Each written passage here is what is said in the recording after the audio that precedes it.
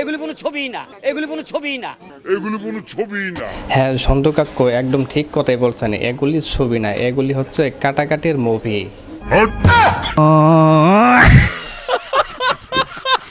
মানে কি আর বলবো ভাই, এক এক সময় এক এক কথা বলে এই দেলোয়ার জান ঝন্টু। অপমান আমি সহ্য করব না। সম্প্রতি ঈদে মুক্তি পাইছিল শাকিব খানের এই বরবাদ সিনেমা। আর এই সিনেমাটি দেখার জন্য এমনও দিন গেছে দর্শকরা টিকিট পর্যন্ত পায় নাই।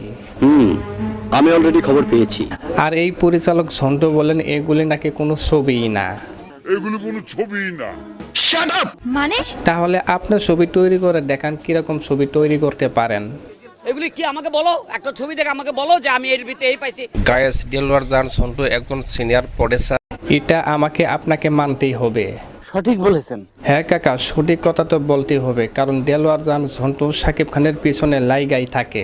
আমার তো মনে হয় ওদের মাথায় গোড়া কিমরি আছে।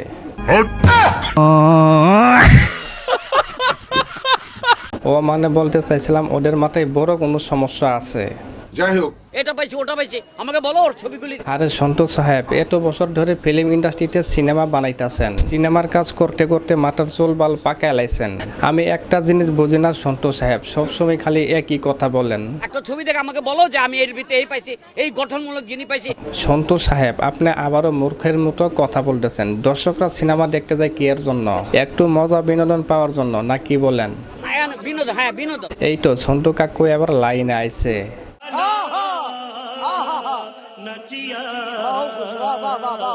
সম্প্রতি সাংবাদিকের ইন্টারভিউতে দেলোয়ার জান ঝন্টুকে জিজ্ঞেস করা হয়, এবার শাকিব খানের বরবাদ 100 কোটি টাকার মতো আয় করছে, শাকিব খানকে নিয়েও আপনিও সিনেমা বানান। তখন ঝন্টু সাহেব বলেন, না, ওকে নিয়ে ছবি করবো না, আমার আত্মসম্মানে লাগে। আমি দেলোয়ার জাহান ঝন্টু বলেন, আমি শাকিবকে দিয়ে সিনেমা বানাবো না, আমি ওকে 1 কোটি টাকা দিব, আমি তাকে তৈরি করছি।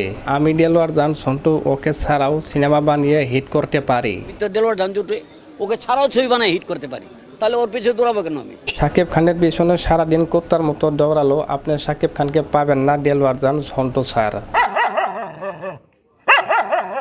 কারণ শাকিব খানের একটা সিনেমার পারিশ্রমিক এখন 1 থেকে 1.5 কোটি টাকা। আর আপনি যেসব সিনেমা তৈরি করেন 1 কোটি টাকা মনে হয় খরচ হয় না একটা ছবিতে। আর আপনার যে কিরকম ছবি হিট হয় বাংলাদেশের সব মানুষই ভালোভাবেই জানে। আমি তো সিনিয়র পড়েছি, আমাকে যদি ভোগাই দিলে আমার আত্মসম্মান লাগবে। শুধু তাই না, এই সন্তু সাহেব আরো বলেন, ওকে নিয়ে আমি 4-5টা ছবি বানাইছি। যখন সে সাকিব না, আমার ছবি দিয়ে সেই সাকিব হয়েছে। একটা ছবি ওকে নিয়ে ছবি করবো না, চলচ্চিত্র ছেড়ে দিব প্রয়োজনে।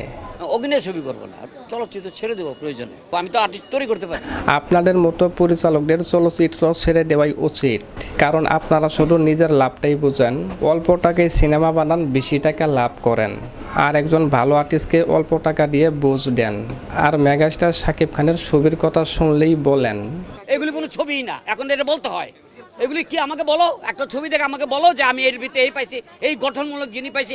গায়েস, এতক্ষণ আপনারা শুনলেন শাকিব খান এবং শাকিব খানের সিনেমা নিয়ে পরিচালক দেলোয়ার জাহান ঝন্টুর কথা। এই দেলোয়ার জাহান ঝন্টুকে নিয়ে আপনাদের কি মন্তব্য অবশ্যই কমেন্ট বক্সে কমেন্ট করতে ভুলবেন না। আর মেগাস্টার শাকিব খানের মুভি আপনাদের কাছে কেমন লাগে অবশ্যই কমেন্ট বক্সে জানিয়ে দিবেন।